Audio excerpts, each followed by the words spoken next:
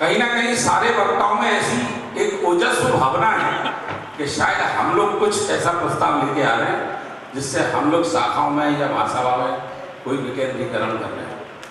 मेरे ख्याल सभी लोग समाज से जुड़े हुए हैं और शायद ये बात भूल जाते हैं, पढ़ते तो सभी हैं, शायद भूल जाते हैं हम कुछ नहीं लाए। इंदौर में हमारी समाज के द्वारा ये प्रस्ताव रखा गया था कि चुनाव में संशोधन किया जाए और सारे वक्ता ऐसा चाहते, मैं सारे वक्ताओं की बात कर रहा हूँ कि कहीं ना कहीं मुझे भावनाओं में ऐसा लग गया कि हम कुछ कर रहे हैं। मेरा विनम्र आग्रह है कि हम कुछ नहीं कर रहे, आप लोग जो हमें आदेश दे रहे हैं उसको हम आगे लेके आ रहे हैं और मानना ना मानना ये सदन का काम है। हमारी तरफ से कोई प्रस्ताव नहीं है कि राजस्थान अलग कर दें, यूपी अलग कर दें या ये प्रक्रिया लाएं। उसके बाद भी एक कमेटी बनाई गई है, मतलब आपका प्रस्ताव आया, जो प्रतिनिधि सम्मेलन इंदौर में हुआ था उसमें मात्र एक ही विषय पर चर्चा हुई थी कि चुनाव सुधार पर आगे कार्य किया जाए। उस बिंदु को लेते हुए हमने ये कार्य प्रारंभ करने का प्रयास किया।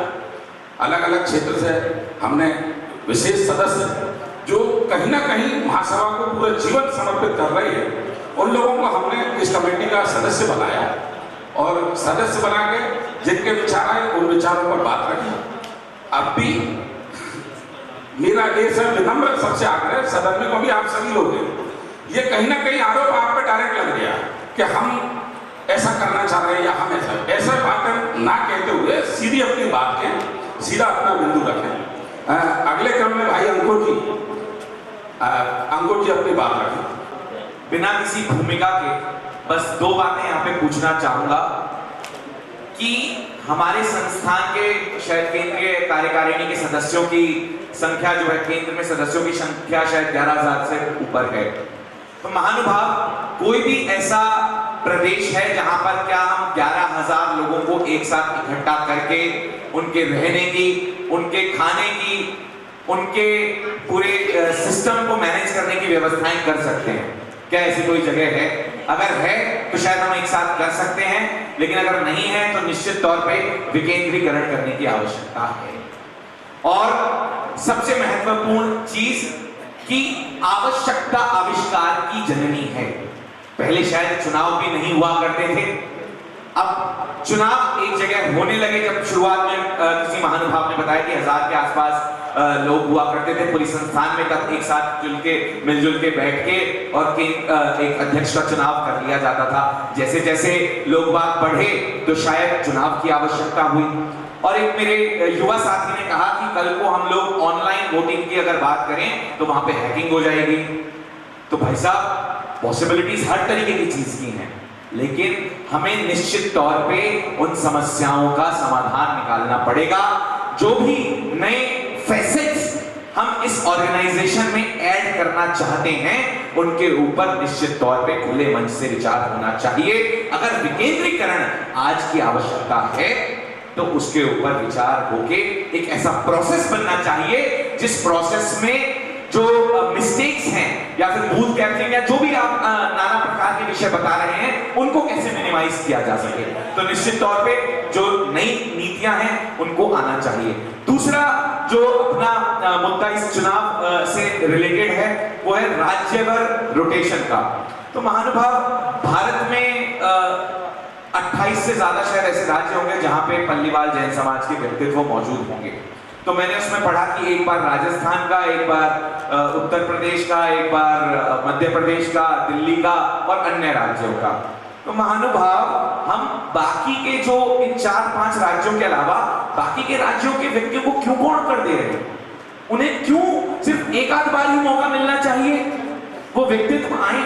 महानुभाव, किसी भी संस्थान का जो अध्यक्ष होता है वो उस संस्थान का चेहरा होता है, वो संस्थान की आत्मा होता है, और उस आत्मा को अगर रिजर्व कर दिया जाए तो निश्चित तौर पे ये उस प्रकार की पतंग हो जाएगी जिसको आप ढीली नहीं दे रहे हैं, सिर्फ एक जगह उड़ाने का प्रयास कर रहे हैं। अगर उसे बढ़ने देना है तो उसे छोड़ दीजिए खुले गगन में और अपनी डोर का जो है इस्तेमाल करने दीजिए। महानुभाव, यहाँ पर जो सबसे ज्यादा काबिल व्यक्ति हो, क्यों ना हर बार हमारे पास इस प्रकार के काबिल व्यक्तित्व आए। हमारे बीच में आज आईएएस जैसे व्यक्ति जो है इस संस्थान के अध्यक्ष हैं, तो इसी प्रकार के और अध्यक्ष जो है वो निकल कर आने चाहिए, चाहे वो किसी भी राज्य से हो।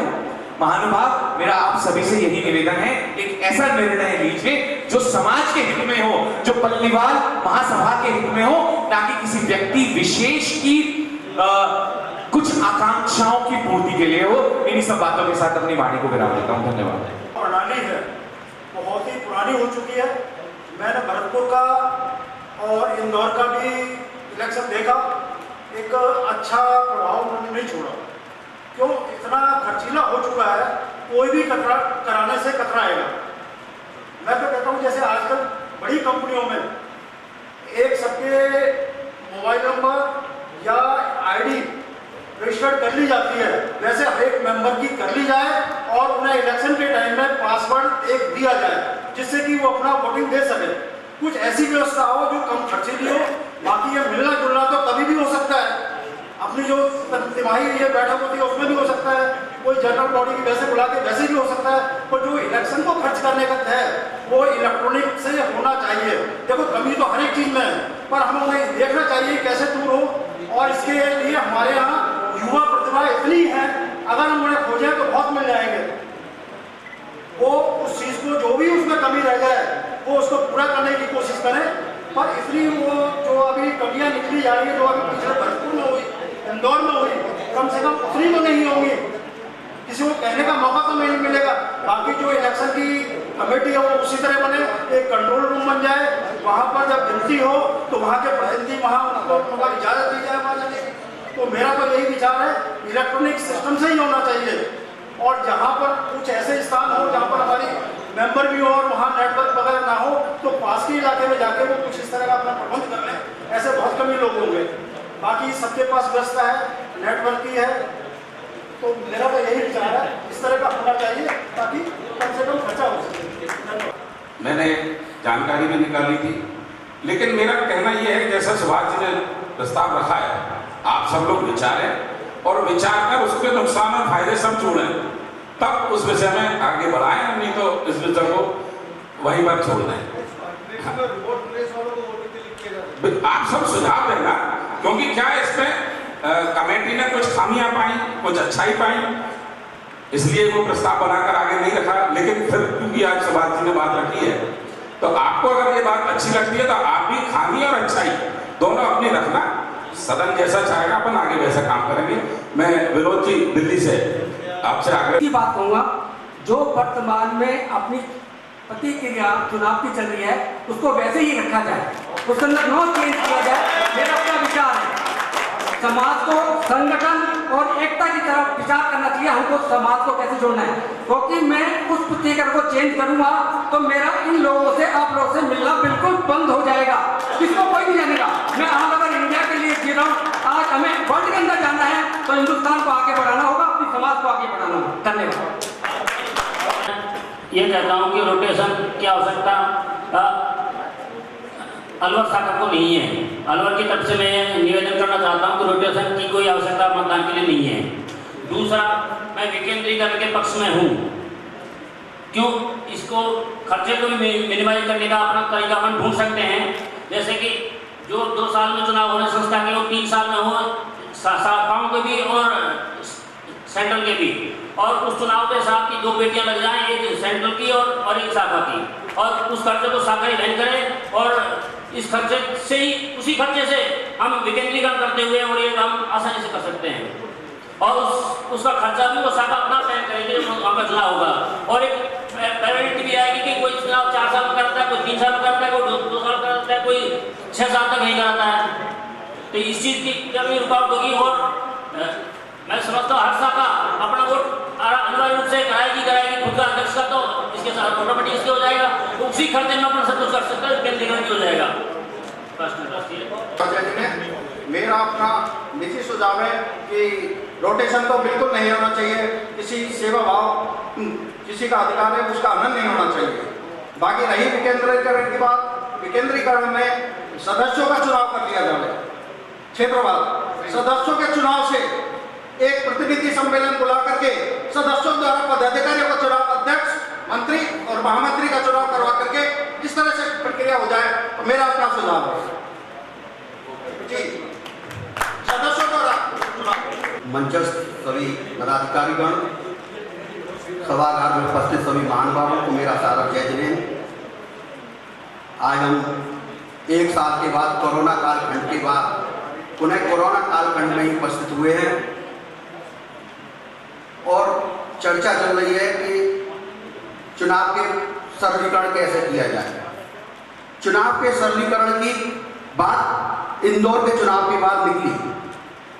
इसकी आवश्यकता क्यों पड़ी? विषय है कि इसकी आवश्यकता क्यों पड़ी। लोग मूल विषय से भटक रहे हैं। आवश्यकता पड़ी थी कि इंदौर में अधिक संख्या पहुंच गई थी, व्यवस्थाएं नहीं हो पाई थी, इसके कारण आवश्यकता पड़ी थी, जिसको कोई लोग बताना नहीं चाहता।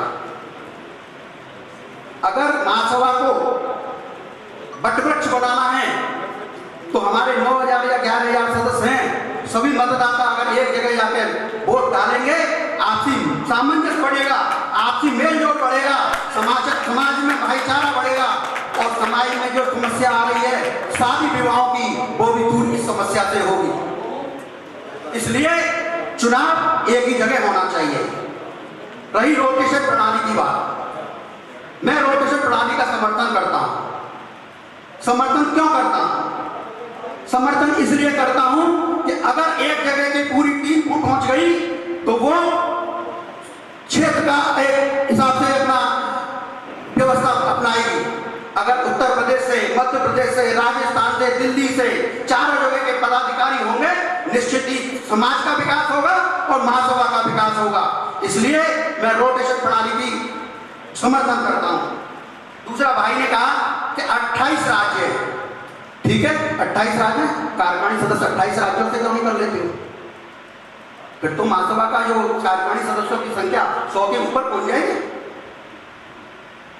महासभा में जितने शाखाएं एक्टिव हैं, जितने हमारे पल्लीवाल समाज सबसे ज्यादा हैं, उन जगह के लोगों को हम कार्यकारिणी में स्थान देते हैं और शेष भारत के नाम पर हम व्यवस्था देते हैं। इसलिए 28 राज्यों की बात कहना गलत है। रोटेशन प्रणाली का मैं समर्थन करता हूं। चुनाव एक जगह होना चाहिए। धन्यवाद। हाँ, ही मैं वही कहूँगा, लेकिन ये बात अभी जो आई थी ना कि इंदौर में चुनाव के समय, उसके बाद ये बात महसूस कही, इसलिए विमल जी जरा उसको क्लियर नहीं करवाए। बाकी कहीं ऐसी बात नहीं है कि व्यवस्था वाली बात। मेरा अपना सुझाव यही है, ना तो हम अपने बुजुर्गों की जो रोटेशन प्रणाली है, ठीक है, समय के साथ हम आगे बढ़ रहे हैं, लेकिन वो भी हमें ध्यान रखनी है। और अभी इतने हाई फाई भी नहीं है, और बन गए तो आज जो समाज की स्थिति है वो और भी, क्योंकि केवल एक चुनावी या एक मीटिंग वगैरह ही नहीं, बाकी अगर अपन अंदर झांक के देखें, समाज में बहुत सी अभी कमियां हैं जिनको हम लोग अभी पूर्ण रूप से पूरा नहीं कर पा रहे। तो ना तो हम ज़्यादा पीछे की दोष कराएं और ना एकदम हाई फाई होने की कोशिश करें। मेरा अपना मानना यही है कि जो प्रणाली चल रही है वही बरकरार रखी जाए। रही बात आती है खर्चे की, तो मैं तो एक चीज समझता हूं कि अगर 2 दिन पहले ये व्यवस्था नॉमिनेशन की रखी जाए, तो जो 15 दिन 20 दिन पहले की व्यवस्था होती है उसमें जो चुनाव के वोटों के लिए खर्चा किया जाता है वो उससे भी कम होगा, ये मेरा दावा। रही समाज की बात, तो 11,000 की संख्या तो आज पल्लीवाल समाज इतना मुर्दार नहीं है कि अगर 21,000 की संख्या हो जाएगी तो एक प्रदेश का एक शहर उसकी व्यवस्था नहीं कर सकता, और व्यवस्था हुई भी है। इसलिए मेरा यही सुझाव है, जो प्रणाली है उसको वहीं रखी जाए और इसमें कोई संशोधन नहीं करा जाए, क्योंकि हम संशोधनों को ही करते रहेंगे तो समाज के लिए क्या कर पाएंगे, ये मेरा मानना है। धन्यवाद। आप भी अपनी बात करें।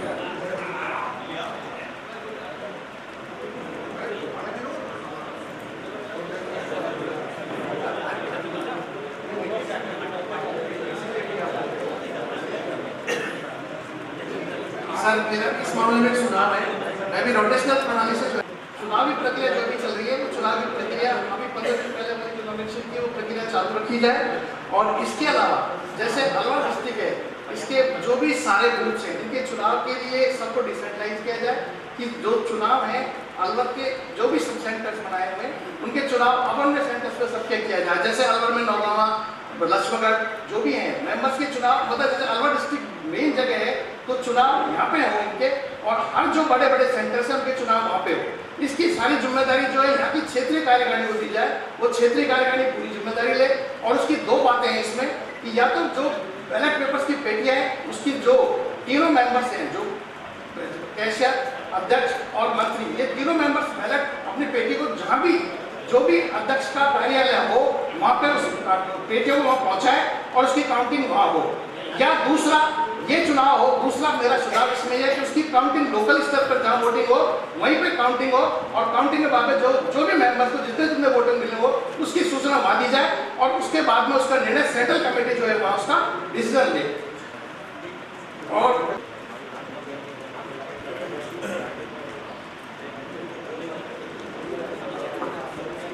सब प्रॉब्लम है बताइए। मैं एक चीज कहना चाहता हूँ, जो इस समय चल रहा है वो सबसे बढ़िया है, इसमें कोई दो राय नहीं है। क्योंकि अगर हम क्षेत्रवाही करेंगे तो अभी हम महसूस नहीं कर रहे हैं, एक टाइम वो महसूस होगा कि जो हमारे बड़ों ने किया था अच्छा काम, उसको हमने इतनी मिस्टेक पैदा कर दी उसके अंदर कि उसमें खामियां इतनी पैदा कर दी कि आपस में रंजिशें पैदा हो जाएंगी। क्योंकि क्षेत्रवाही क्या होगा, जैसे सपोज करो अलवर है, अलवर पे मान लो इलेक्शन हुआ तो वो अपने आप भी कोई सपोर्ट करेगा। अगर सपोज करो दूसरी आगरा का आदमी खड़ा हो गया, कुछ उसके रिश्तेदार अलवर में भी है, वो उसको सपोर्ट करेंगे, तो आपस में क्या होगा, रंजिश होगी, बिना बात की रंजिश होगी। और आप तो अपने अपने इलेक्शनों को जीतते चले जाओगे, अध्यक्ष, मंत्री और कैशियर, लेकिन वो क्षेत्र कटता में पड़ा रहेगा। इसलिए जो साधन चल रहा है वो सबसे बढ़िया है, इसी को चलने देना चाहिए, इसमें कोई चेंजिंग नहीं करनी चाहिए। एवं सदन में उपस्थित सभी सम्मानित एवं प्रतिनिधिजनों को मेरा चुनाव प्रक्रिया पर बात चल रही है, तो मैंने प्रतिनिधित्व मिल जाए पूरे इंडिया से हमारे पदाधिकारी बने। हालांकि अब भी हम इस तरह करते हैं कि जहां राज्यों से प्रतिनिधि नहीं है वहां के कहीं उपाध्यक्ष बनाते हैं, कहीं क्षेत्रीय संगठन मंत्री बनाते हैं, लेकिन तब जब तीनों अलग अलग राज्य के होंगे तो एक अलग ही बात होगी। ये होगा कि हमारी महासभा पूरे भारत की है, मतलब किसी एक जैसे एक राज्य से ऐसा हो चुका है सर। परंतु आगरा भी कई एक बार टीम बन गए थे, अब जयपुर के भी कई बन जाते हैं, राजस्थान के सब बन जाते हैं, तो ये लगता है कि महासभा एक क्षेत्र की होकर रहेगी। तो इससे ये अभिप्राय है कि सब राज्यों के मतलब ये नहीं है, और बार विजय रोटेशन तो इसलिए थोड़ा और सोचने का विषय है कि भाई सबको अपना अपना मिलेगा, तो हर राज्य का प्रतिनिधि उसमें वोट डालेगा। वो अपने अर्थमंत्री के लिए मान लो वोट डालने आया तो वो अध्यक्ष और मंत्री के लिए वोट डालेगा कि खाली अर्थमंत्री के लिए डालेगा, या कोई अध्यक्ष के लिए वोट डालने आया, अध्यक्ष उसके राज्य का है तो अर्थमंत्री या उसके मंत्री के लिए तो वोट डालेगा। तो इससे भी सब लोग आएंगे।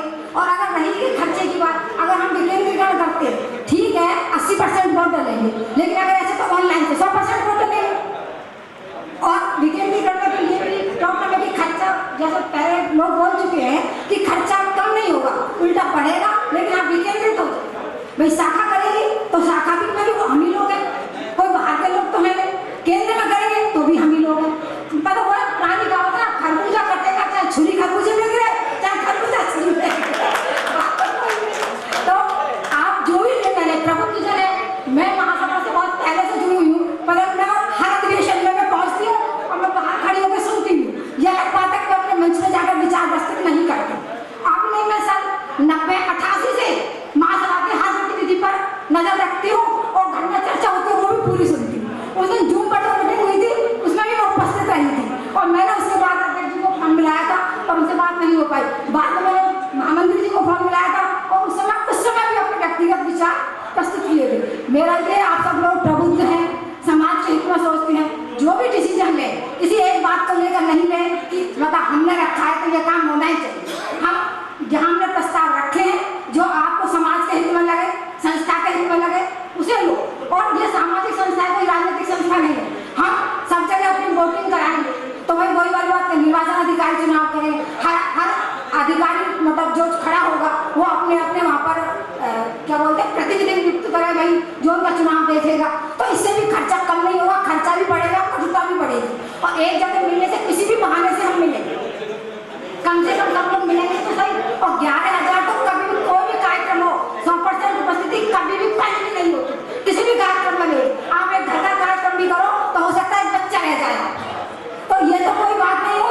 बाकी भाई जो मैंने अपने विचार रखे, समाज में जानती बहुत प्रबुद्ध है, बहुत सम्मानित है, आर्थिक रूप से सक्षम है, जो भी डिसीजन लेगा सोच समझ के लेगा, संस्था और समाज के हित में लेगा, किसी संगठन के हित में लेगा, किसी एक विशेष बात को लेकर नहीं कि यह प्रस्ताव मेरा है, यह प्रस्ताव उसका है, इस बात को लेकर नहीं। जय जय। बहुत बहुत धन्यवाद।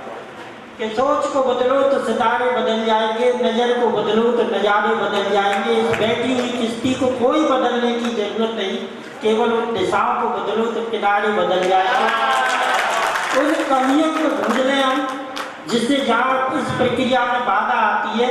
हम ग्रामीण अंचल से प्रतिनिधित्व करता हूँ मैं, आप जैसे लोगों को सम्मानित श्रेष्ठ मंच का सीधा सीधा आमना सामना फिर नहीं हो पाएगा अगर प्रक्रिया बदली तो, इसलिए वो कितनी बात है कि प्रक्रिया यही रहे।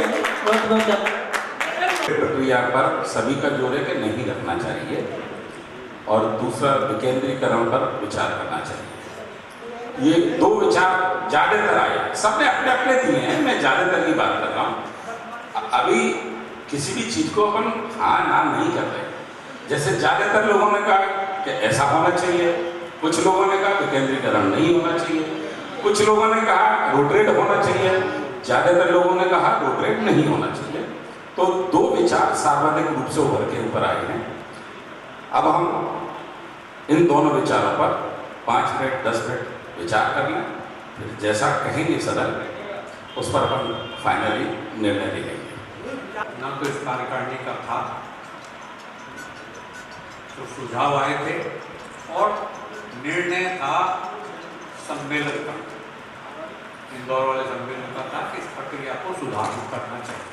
तो हमारी कार्यकारिणी का नैतिक दायित्व था कि इसको आगे बढ़ाएं। 5 आदमियों की कमेटी बनाई, उन्होंने भी सहमति ये दी कि विकेंद्रीकरण होना चाहिए और रोटेशन का विचार किया। आप सभी के अमूल्य विचार सुने। रोटेशन पे तो मेरी समझ में ज़्यादा कोई विवाद नहीं होना चाहिए, ज़्यादातर लोग इस पक्ष में हैं कि योग्यता से चुनाव होना चाहिए, और ऐसा है भी नहीं कि जहाँ के वोट कम है कभी वहाँ का अध्यक्ष नहीं बना। किसी एक राज्य के वोटों से कोई बन भी नहीं सकता, तो वो तो बात छोड़े उसको। अब ये बात रही कि प्रक्रिया यथावत रखी जाए या चुनाव को विकेंद्रित किया जाए। कई तरह की बातें आई कि साहब उसका कन्नौज से आएगा, वो 5% वोटरों को तो दिक्कत होगी, 95 तो वहीं के नहीं है। एनीवे, हमारा कोई कमिटमेंट नहीं है, हमारा कोई प्रस्ताव नहीं है। हमने तो समाज का जो साधारण सभा के थ्रू प्रस्ताव आया था वो प्रस्तुत किया था। इस पर आप विचार कर लें। 2 है कि या तो यथावत रखा जाए, हमको उसी में भी कोई कमी नहीं है, और विकेंद्रित किया जाए, हमको उसमें भी कोई प्रॉब्लम नहीं है। तो आप विचार कर लें। इसमें जो राय महत्वपूर्ण होगी केवल कार्यकारिणी के मत देने वाले सदस्यों की ही होगी। वोट भी उनके हैं, इसलिए शायद भोजन भी तैयार है, मेरे को अजीत जी बता रहे हैं अभी। तो जो वोटर हैं, कार्यकारिणी के वोटर हैं, वो तो यहाँ विराजे, और हम 10 मिनट में आपके पास आते हैं, है ना। जो कार्यकारिणी में नहीं है उनसे मेरा अभिनम्र आग्रह है कि वो लंच शुरू करें, हम उनको अभी ज्वाइन करेंगे। बहुत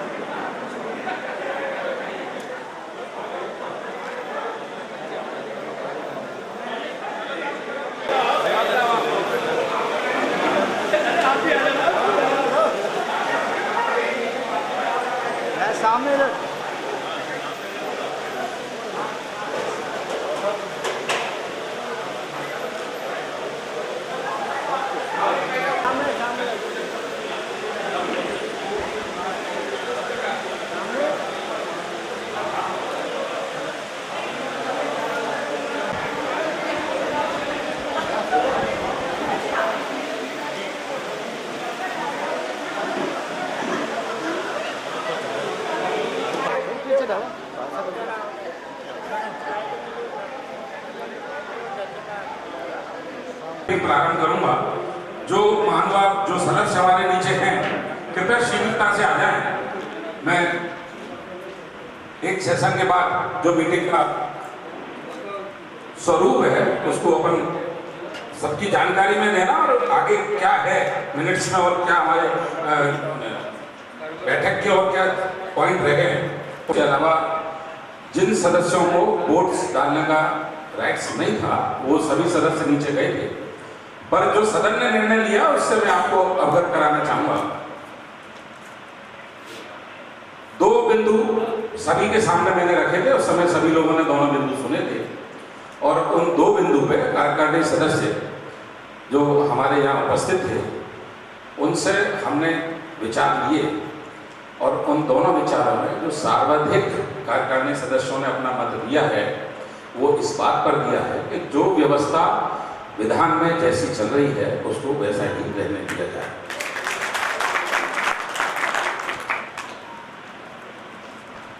सभी के मत के हिसाब से हमारा ये बिंदु यहीं पर विराम लग जाता है। इसमें और सारे भी विधान संशोधन की पॉइंट्स थे, काफी कुछ विचार खाना खाते समय मेरे से चर्चा हुई, तो सभी ने ज्यादातर लोगों ने पूछा था कि आगे के बिंदुओं पर विचार होगा क्या, तो मैं सबकी जानकारी में पुनः फिर डाल रहा हूँ। जब यथावत स्थिति का निर्णय हुआ है तो किसी भी बिंदु पर कोई भी चर्चा दोबारा नहीं होगी। जो जैसा विधान में है, जो विधान हमारा पुराना है वही विधान आगे भी बना रहेगा। आगे आप सभी के नीचे जाने के बाद एक बिंदु हमारा था विधवा सहायता हेतु आग्रह। मैंने कार्यकारिणी सदस्य जितने भी बैठे थे उन सबसे विनम्र आग्रह किया था, क्योंकि माननीय अध्यक्ष महोदय ने वर्चुअल मीटिंग में एक प्रस्ताव ये रखा था कि कार्यकारिणी सदस्य यदि एक एक विधवा सहायता भी देंगे तो आज 61 विधवा सहायता हमको प्राप्त होंगी। और मैं आपको बताऊं माननीय अध्यक्ष महोदय ने तो 10 विधवा सहायता एक बार में देते हैं एक साल में, वो अपनी तरफ से, और हर साल लगातार 3 साल से लगातार देते चले आ रहे हैं। अभी जो तत्कालिक जब मैंने घोषणा करी थी तो जो हमारे कार्यकारिणी सदस्य बैठे थे उनमें से उर्मिला जी जयपुर, उन्होंने एक विधवा सहायता देने की बात कही। सुनीता जी भरतपुर, उन्होंने एक विधवा सहायता देने की बात कही। वंदना जी हमारी सह संयोजिका, उन्होंने एक विधवा सहायता देने की बात कही। कोटा से महेंद्र जी हमारे संगठन मंत्री, उन्होंने एक विधवा सहायता देने की बात कही। अजमेर से हमारे अशोक जी साहब कार्यकारिणी सदस्य, उन्होंने 2 विधवा सहायता देने की बात कही है। और पारस जी मंत्री पूर्व में रह चुके हैं जयपुर से, उन्होंने भी एक विधवा सहायता देने की बात कही है। टोटल 7 सदस्यों ने, शायद मेरे ख्याल से किसके नाम तो हाँ तो भूलवश एक नाम रह गया, टोटल 7 लोग सदस्यों ने बोला था, उसमें से एक 7 है। हाँ नहीं, सदस्य 7 है, 8 विधवा सहायता है, सदस्य 7 है। आप पुनः देख लें, एक बार पुनः लिख लें, 8 विधवा सहायता हैं और सदस्य 7 है ना। सुषमा जी जैन ग्वालियर से एक विधवा सहायता उन्होंने दी है, और हमारी राष्ट्रीय उपाध्यक्ष श्रीमती रेखा जैन एक उन्होंने अभी विधवा सहायता देने की घोषणा करी है। मेरा सबसे विनम्र आग्रह है सदस्यों के साथ साथ हमारे शाखा के, अलवर शाखा के और भी सदस्य महानुभाव बैठे हुए हैं, उनसे भी मेरा विनम्र आग्रह है कि इस विशेष पुण्य काम में, मगन जी जैन साहब आपकी भी एक विधवा सहायता, इस विशेष पुण्य कार्य में सब लोग अपना सहयोग करेंगे। एक अनंत कुमार जी जैन साहब अलवर,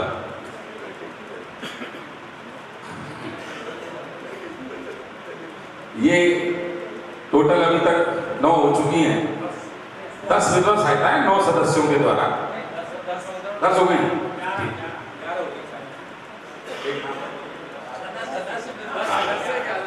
10 सदस्य 11 विधवा सहायताएं हैं। और भी कोई सदस्य महानुभाव यदि अपना भाव रखते हो तो मेरा सबसे विनम्र आग्रह कि बिल्कुल खुलकर, मन खोलकर इस पुण्य कर्म में अपना अगर सहयोग प्रदान करेंगे तो महासभा के इस कार्य में आप सबका विशेष योगदान होगा। यदि कोई और सदस्य विधवा सहायता में अपना सहयोग देना चाहते हैं तो ठीक है, अन्यथा मैं विधवा सहायता का एक बिंदु है। धन्यवाद। वीके जैन साहब, अध्यक्ष अलवर शाखा, पूर्व में भी आपका सहयोग हमें प्रदान रहा और इस बार पुनः आपके द्वारा एक विधवा सहायता का घोषणा की गई है। और विधवा सहायता के ऊपर नीचे जब मेरी चर्चा हो रही थी तो हमारे राजस्थान से संगठन मंत्री थे, उनके कुछ अपने भी विचार थे, तो उन्होंने व्यक्तिगत रूप से मुझे शेयर करे थे। पर मेरा ऐसा आग्रह था उनसे कि जो बात सदन की है, अगर सदन में कही जाए, आपके विचार है, आपके विचार सदन में लिखे जाएंगे, आप अपने विचार सदन में रखें और उस पर जो भी निर्णय होगा वो अलग बात है, बाकी आप अपने विचार सदन में रखें। भाई मांगे सहायता जो हम महासभा के द्वारा प्रदान करते हैं उसमें एक सुझाव है मेरा। वैसे तो पल्लीवाल समाज के द्वारा, महासभा के द्वारा हम विधवा सहायता प्रदान करते हैं। चूंकि मुझे ज्ञात हुआ है कि पल्लीवाल महासभा के अलावा पल्लीवाल श्वेतांबर महासंघ भी है, वो भी विधवा सहायता प्रदान करता है। बड़ी अच्छी बात है, वो भी हमारे ही अपने साथी हैं, सहयोगी हैं। हमें उनसे कोई ऐसी कोई बात नहीं है, वो उनका कार्यक्रम चल रहा है, बड़ी खुशी की बात है। ऐसे कार्यक्रम चलते रहने चाहिए। मेरा उसमें एक सुझाव था, उनके द्वारा जो विधवा सहायता दी जा रही है और हमारे द्वारा भी विधवा सहायता दी जा रही है, उसमें कुछ ऐसे बिंदु सामने आए हैं कि एक एक विधवा को दो सहायताएं प्रदान की जाती है दोनों जगह से। तो मेरा ये निवेदन था कि इस पर विचार करें और जो वो अगर दे रहे हैं तो कोई प्रॉब्लम नहीं है, अच्छी बात है, मिलना चाहिए। लेकिन जिनको वो दे रहे हैं उनको हम विधवा सहायता न दे करके जो हमारी और विधवाएं बची हुई हैं उनको अगर हम और जोड़ें और उनको अपनी सहायता प्रदान करें तो ये ज्यादा अच्छी बात होगी, ज्यादा विधवाओं को इसका लाभ प्राप्त होगा। मेरा ये आग्रह है कि इस पर विचार किया जाए। धन्यवाद महाराज जी साहब। माननीय अध्यक्ष महोदय के भी अपने कुछ विचार हैं, कृपया आप। आज की तारीख में कोई वक़्त नहीं है उसकी, और आधी महिलाएं जो अपने समाज की हैं सरकार से भी विधवा सकती हैं, तो इसलिए इस उलझन में फंसने के बजाय कि इनको और कहीं से भी मिल रही है, बाकी कोई रह गए हों और पात्र हों, तो ये हमारी जिम्मेदारी है कि उन सबको विधवा सहायता हमारी तरफ से मिले। तो बजाय नेगेटिव काम करने के अपन पॉजिटिव काम करें। और मैं जब तक अध्यक्ष हूँ मैंने जिम्मेदारी ले रखी है, अजीब से तय रखा है, जब भी पैसे कम पड़े मुझे बता देना, मैं इकट्ठे करूँगा। बहुत बढ़िया जी, आपका अपना विचार था, अध्यक्ष महोदय ने आपको उस विचार पर सकारात्मक तरीके से जोड़ने का प्रयास किया और आप सकारात्मक तरीके से महासभा से जुड़े रहे, अपने भाव उस तरीके से रखें। मैं अगले बिंदु पे चलना चाहूँगा कि एक बिंदु अध्यक्ष महोदय की अनुमति से यदि कोई विचार हो किसी का तो वो रखा जाए। और जी भाई, बिल्कुल जितेंद्र भाई साहब कैसे यदि ये बिंदु पहले चर्चा में आता तो ज़्यादा बेहतर होता। आज समाज में एक बहुत बड़ी चित्र स्थिति हो रही है कि हमारे यहाँ बच्चों की शादियाँ नहीं हो पा रही हैं और हमारे समाज की लड़कियाँ दूसरे समाज में जा रही हैं। हम लोगों को इस ज्वलंत समस्या पर भी विचार करना चाहिए। आगे अब तो मीटिंग जो बैठे को भी इसलिए बैठे हैं, कोई अध्यक्ष जी का आदेश है, वैसे तो ज़्यादातर सब लोग जाते ही पूरे और आधे लोग चले भी गए हैं। परंतु वास्तविक इस समय की समस्या ये है कि अपने समाज में अविवाहित लड़के इतने हो गए हैं कि आगे समाज कैसे बढ़ेगा, ये बड़ा चिंता का विषय है। प्रयास हम लोगों को हर शाखा स्तर पर, कारखानी स्तर पर ये करना चाहिए कि जहाँ तक संभव हो समाज में शादी करें। इसको एक जन जागरण के रूप में किस तरह से बंद कर सकते हैं, तरीके अलग अलग हो सकते हैं, परंतु हमें इस सामाजिक विषमता पर जरूर ध्यान देने की आवश्यकता है। हर शाखा को, ये नहीं कि केवल केंद्रीय अध्यक्ष या महामंत्री इसको कर लेंगे, इसमें तो समाज के हर व्यक्ति का तेल तक हर व्यक्ति का जब तक सहयोग नहीं मिलेगा तब तक आज जाते हैं वहाँ के बच्चा हमारे लड़के के लिए मैं एक हुआ गया मुरैना था तो 2-3 परिवारों में गया था समझते हर एक ने यही देखना कहीं गया है बड़ा रह गया छोटे लोग तो इससे समाज को बहुत बड़ा नुकसान होगा। इससे पहले हम स्वयं अपने मूड को मेंटेन करें कि यथासंभव जहाँ तक होगा अपने समाज में करें और अपने जो मिलने वाले हैं इष्ट मित्र हैं या जहाँ हमारी बात मानी जा सकती है वहाँ पर भी ये प्रयास करें क्योंकि ये इधर उधर जाने से एक कुरीति और आ रही है कि तलाक की तमाम घटनाएं सामने आ रही हैं। अपने समाज में जब शादी करते हैं तो निश्चित तौर से उन पर एक दबाव समाज का रहता है चाचे रिश्तेदारियों को लेकर भैया ये स्थिति है तो मामले सुलझ जाते हैं परंतु जब दूसरी समाज में और यहाँ तक जैन हो वहाँ तक भी कोई बात नहीं अजैनों में जाए और 50% से ज्यादा केस मतलब तलाक के यानी विच्छेदन के हो रहे तो ये एक से जुड़ी 2-3 समस्याएं हैं इन पर आज तो नहीं मैं भी सोच रहा हूँ मुझे भी जाना ही नहीं जल्दी वो तो देखिएगा आते रुक गया परंतु आप लोग अपने मन में ये प्रश्न लेकर के जाएं कि हम इस समस्या के समाधान में क्या योगदान कर सकते हैं क्या हमारी समाज को करना चाहिए तो निश्चित तौर से ये एक समाज सेवा का बहुत बड़ा उदाहरण होगा। मैं इसी के साथ की बात को ध्यान देता हूँ। यदि अध्यक्ष महोदय की अनुमति से अपनी बात रखना चाहते हैं कोई अपना विचार प्रस्तुत करना चाहते हैं जी प्रबुद्ध एवं मैं तो समझता हूँ आज धनवान भी कहते तो उसमें कोई अतिशयोक्ति नहीं है।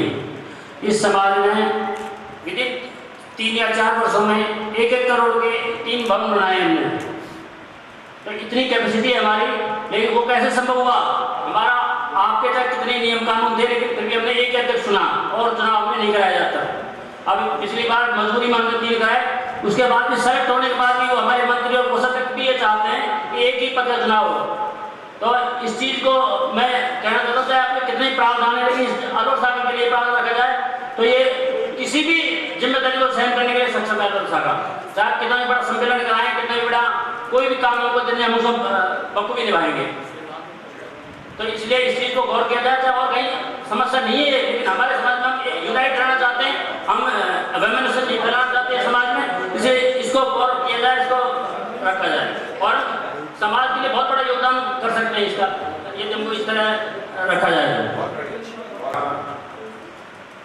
मैं आपको महासभा का विचार से व्यक्त करा दूं। महासभा के विधान के अनुसार अभी हमने आधा घंटे पहले निर्णय लिया है कि जो विधान में जैसी व्यवस्था है वो वैसे ही है।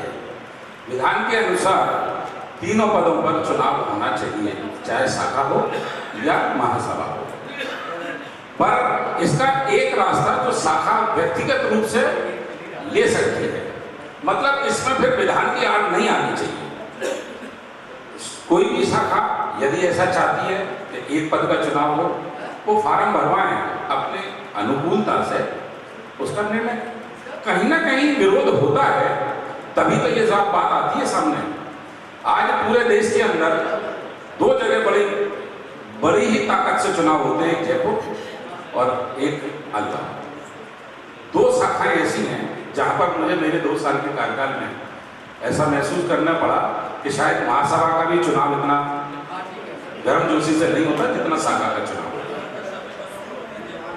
हाँ मैं मतलब 2 शाखाओं को देखने पे आया पर 2 शाखाओं को देख के हम 38 शाखाओं का विधान तो नहीं बदल सकते ना और आप सबने ही तो ये निर्णय लिया है कि जो हमारे बुजुर्गों ने जैसा रखा हो सबको व्यवस्थित वैसा रखे पर उसका रास्ता मैं आपसे आग्रह कर रहा हूं तो उसका रास्ता है।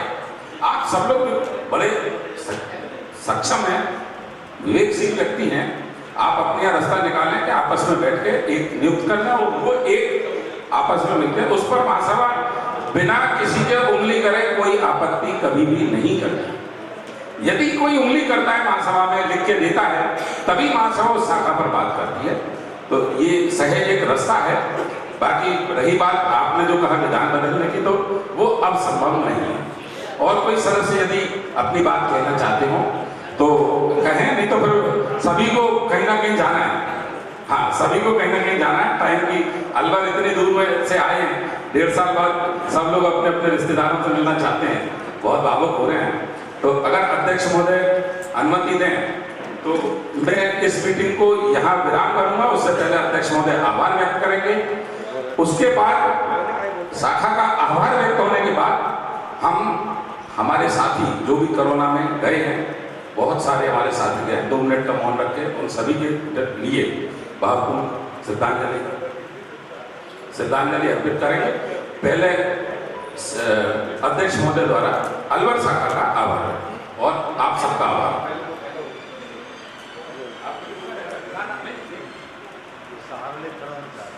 सभी लोगों को विशेष रूप से अलवर शाखा के पदाधिकारी और उसके सदस्यों का बहुत धन्यवाद करना चाहूँगा कि जितनी सुंदर व्यवस्था उन्होंने बैठक के लिए कराई, उसके लिए वाकई वो बधाई के पात्र। मैं फिर रिपीट कर रहा हूँ, पहले भी कहा था कि इस तरह के भवन बनाने की प्रेरणा दूसरी शाखाओं को भी लेनी चाहिए। खासतौर से जो बड़ी शाखाएं वो तो प्रयास कर ही सकती।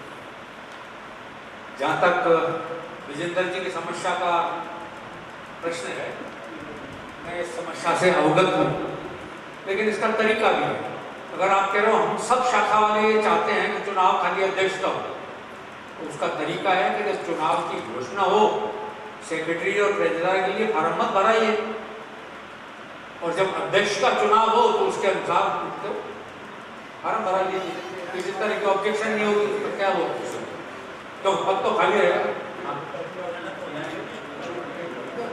कोषाध्यक्ष एक ही उसके आ जाते हैं, और यहाँ जब अलवर में तो बहुत पहले से अध्यक्ष यही परंपरा थी।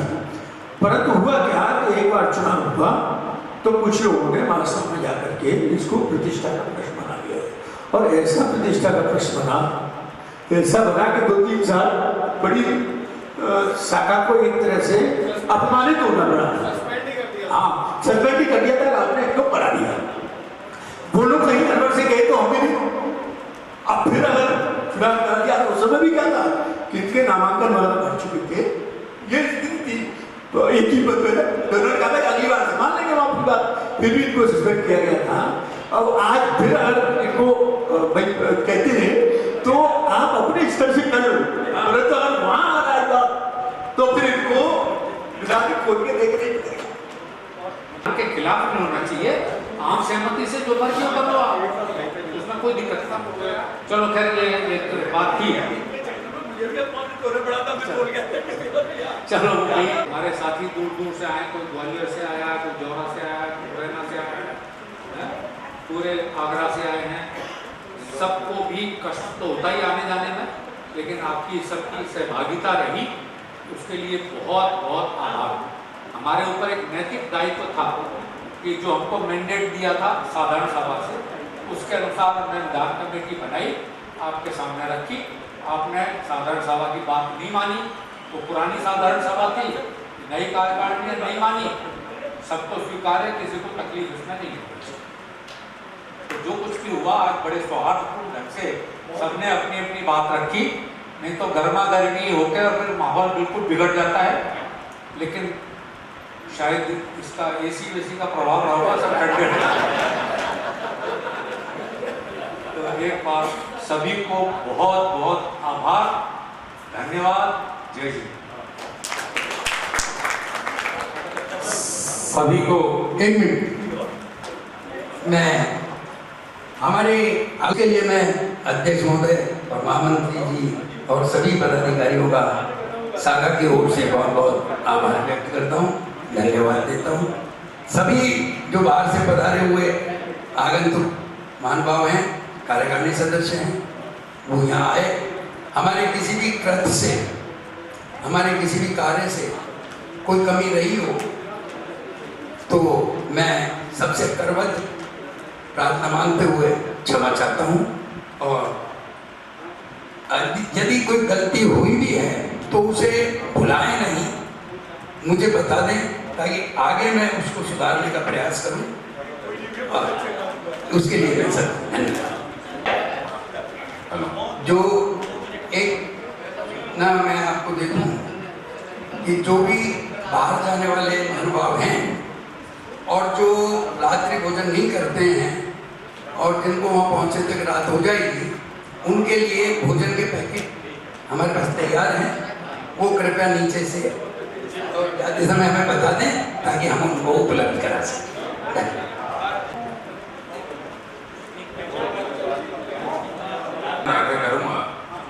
कम से कम इतनी सुंदर व्यवस्था के लिए अलवर शाखा को ताली बजाकर आभार व्यक्त करना चाहिए।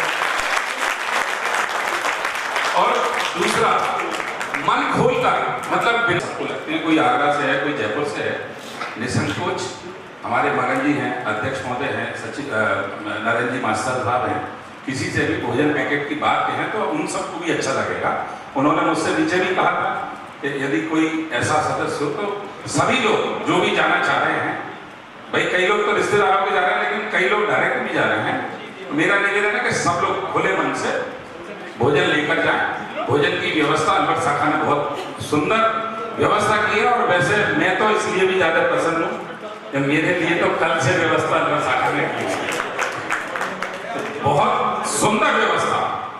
और उस सुंदर व्यवस्था के लिए अजीत जी तो भाई साहब, मैंने अलवर में रास्ते नहीं देखे थे, भाई अजीत जी अर्थ मंत्री मुझे रास्ते में लेने आए और मेरे को भी बड़ा अंदर से गिल्टी महसूस हो रही थी क्योंकि मैं थोड़ा जो समय दिया था उससे लेट हो गया था और भाई साहब मेरा इंतजार कर रहे थे। खैर वो शाखा की व्यवस्था थी। बहुत बहुत आभार, बहुत बहुत धन्यवाद सभी को।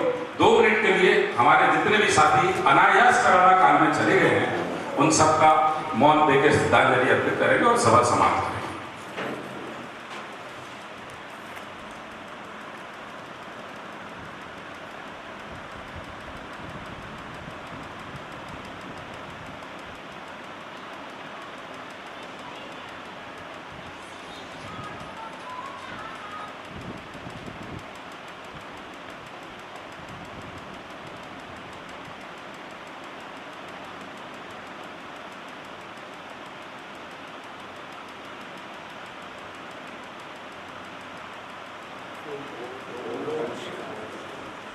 ओम शांति। आप सभी के पधारने का पुनः महासभा की ओर से बहुत बहुत